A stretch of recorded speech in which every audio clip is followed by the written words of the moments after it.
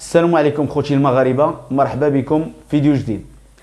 تحياتي للجميع، وعيدكم مبارك سعيد يدخل عليكم بالصحه والهنا وباش ما تمنيتو ان شاء الله.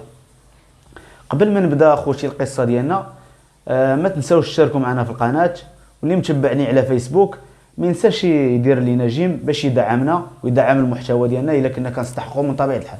فشكرا للجميع، ونبداو القصه ديالنا على بركه الله. القصه ديالنا كتبدا مع واحد الشاب كيدي الام ديالو للحج 3 مرات، وكيتفاجئ في الاخير وكيتصدم وحاط الصدمه اللي كبيره بزاف. وهذا الشيء اللي غادي تعرفوه معايا من خلال هذا الفيديو هذا. القصه كيف ما قلت لكم اخوتي كتبدا مع واحد الشاب مغربي طموح قاري واعي ميسور الحال. الام ديالو مهلي فيها، داها للحج اول مره. من وصلها الحج كيتفاجئ بالام ديالو كتشوف الناس كيدوروا بالكعبه، والكعبه كاع ما كتشوفها. الناس كاملين كيدوروا بالكعبه، كلشي كيشوف الكعبه الا هي ما كيبان لها والو، الكعبه ما كتبان لها ما والو. وهاد القصه هذه اللي كنعاود لكم اخوتي راه واقعيه، ودازت في واحد القناه الاسم ديالها قناه الرحمه. راه هاد القناه الرحمه راه في النيسات. قصه راه واقعيه القصه هذه. على اي داك الشاب كيدي الام ديالو الحج، ما كتشوفش الكعبه بتاتا. داك الدري كيقول ما عرف شنو وقع، يبقى كيقول مع راسو يمكن شي سحور هذا، يمكن شي توكال، يمكن شي كذا. المهم دازت المره الاولى دازت ترانكيل، رجعها للمغرب، تسارى بها الفقهاء، كيديروا لها الرقيه، كيداويوها. هذه قال المره الثانيه غيكون خير ان شاء الله. عاود ثاني المره الثانيه كيديها الحج، بحكم هو ميسور الحال بغا يتهلا في والديه بحالو بحال المغاربه جميعا. كيدي هاد الام ديالو عاود ثاني نفس المشكل. كان الناس كتشوف الكعبه وهي ما كتشوف لا الكعبه لا والو. كدور وكيقول لها كيقول لها ولدها الوالده ديالي ها الكعبه ها هي بالكحل، ها هي كتبان. علاش ما كتبانلكش والناس كتبان لهم؟ قالت له ولدي راه انا ما كنشوفهاش، كنشوف الناس كيدوروا ولكن الكعبه راه ما كتبانش ليا. فتفاجئ ولدو، جاتو في شكل، جاتو بيزار ديك اللقطه، جاتو ماشي طبيعيه. قال ما يمكنش المره الاولى والمره الثانيه وما كتشوفيش الكعبه. بقى كيستغرب الابن ديالها. هي هذيك تقادت دا هذيك المره ما شافتش الكعبه، ولا رجع عاوتاني للمغرب. رجع للمغرب تبع لها مع الطباء ومع سميتو كيفاش هادشي ومع العلماء. كيبغي يعرف شنو السبب اللي خلى الوالده ديالو ما تشوفش الكعبه. جا هذاك الموضوع جا هذاك الشيء في شي شكل غريب. فكيتجه للفقيه وكيدير لها الرقيه الشرعيه وكيكتب لها وكيدير لها كاع هذاك كيقول الله وعسى تشافى ويكون عندها شي حاجه ولا الله اعلم الام ديالي من ذنب ارتكبت باش ما كتشوفش الكعبه. هي هذيك وصلت المره الثالثه. هاد المره دار كاع اللازم، ودا زعما كيتسمى داوا الوالده ديالو. دار لها الرقيه، دار لها هادي، مشى عند العلماء هادي ما يكون الخير ان شاء الله هاد المره هادي. فداها المره الثالثه كيتفاجئ باللي الام ديالو ما كتشوفش الكعبه. تما بقى كيقول حط يدو على راسو وبقى كيقول علم الله الوالده من ذنب ارتكبت حتى ما بقاش كتشوف الكعبه. شوف الله شنو دارت مع الله حتى ما كتشوفش الكعبه. فبقى كيتحسر داك الابن، ما عنده ما يدير، ما هو دار مسكين اللي عليه. كيدي الام ديالو كيخسر عليها الفلوس كيديها، ولكن ما كتشوفش الكعبه. قصه اللي غريبه شويه بعض الشيء. هي سالت ديك المره الثالثه، سالات صافي عرجوا المغرب. قال مع راسو الام ديالي ما كتشوفش الكعبه، نخليوها طلب الله وتصلي الله وعسى لا كان دايره شي ذنب في حياتها، مع الوقت ومع المده ربي يغفر لها. هذا هو اللي كاين، بحكم هو مشى 3 مرات فكفى. فقال مع راسو الوالده تمشي وتصلي وتدعي مع راسها وعلى الله وعسى ربي استجب الدعوات ديالها ويغفر لها الا كانت دارت شي ذنب في حياتها.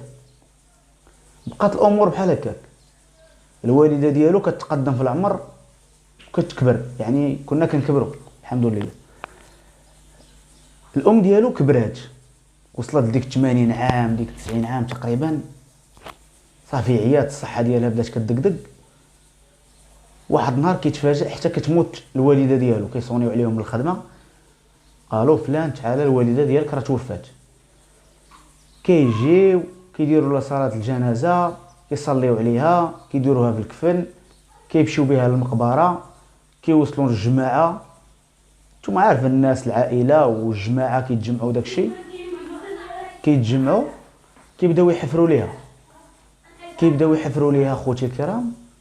كيتفاجئوا باللي داك القبر ما كيبغيش يتحفر، كيعياو ما يحفروا دوك الجماعه، ما كيبغيش يتحفر داك القبر، كيحفروا والو ما بغاش يتحفر داك القبر. فتما الجماعه بقى يقولوا هاد السيده بقى دايره شي معصيه مع الله، وبقى تسلط علينا شي مشكل ولا شي حاجه، راه نهربوا بحالنا.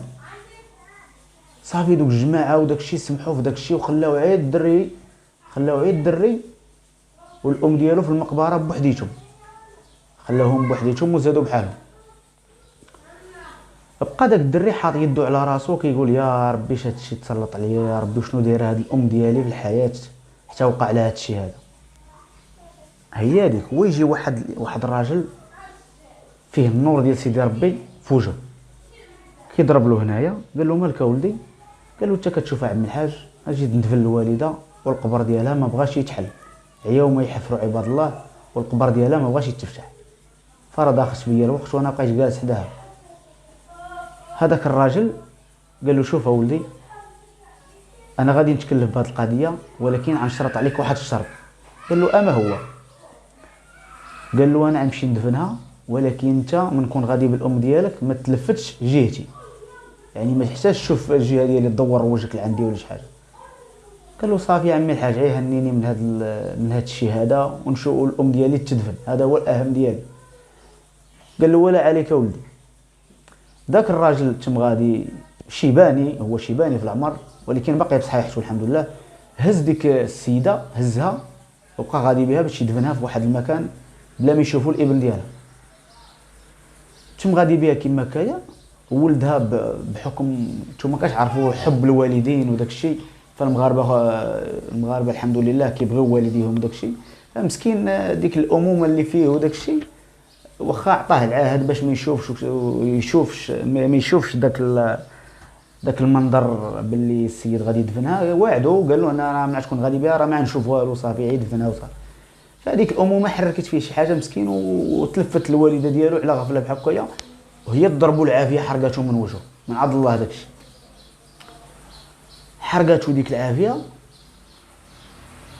تصدم وتشوكا وقال الويل الوالده القبر ديالها مبغاش يتفتح، مشات للكعبه ما كيبان لهاش الكعبه، اش من ذنب واش من جريمه اللي دايره الوالده في حق ربي تعالى، شي معصيه هذه اللي ما قدرش يغفر لها الله.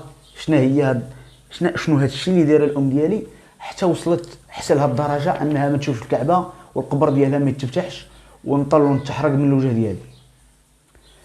فاش دار داك الشاب فاتجه لقناه الرحمه. هاد القناه كدير محتوى ديني، كل ما كيتعلق بالدين، كاين العلماء وكاين في النايصات، راه تكونوا نتوما عارفين هاد القصه هذه.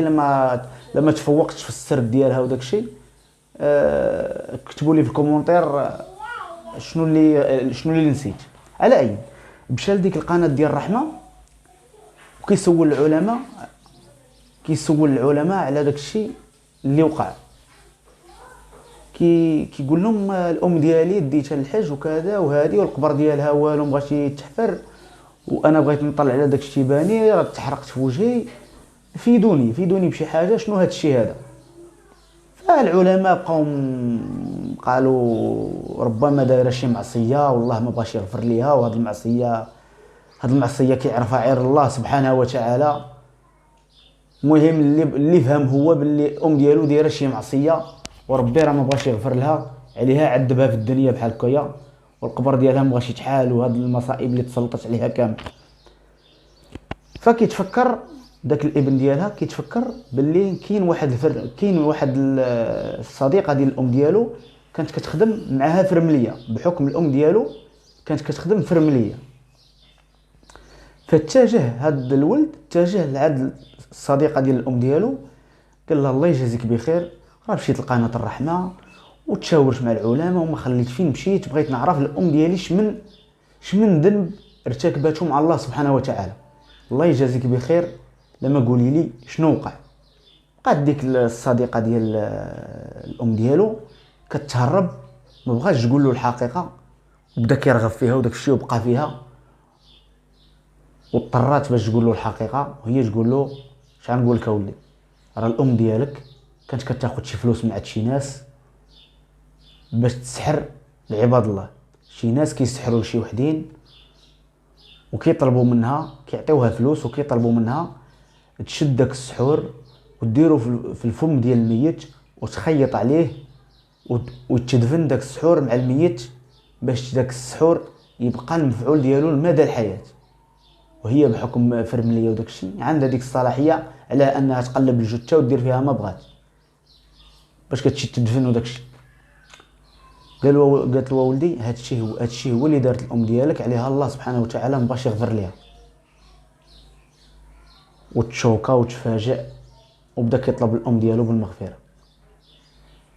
هذه هي القصه ديالنا الاخوان، راه قصه حقيقيه واقعيه وقلبوا عليها باش ماشي تقولوا في الاخر عاي كيخربقات السيد وداك الشيء ولا شي حاجه.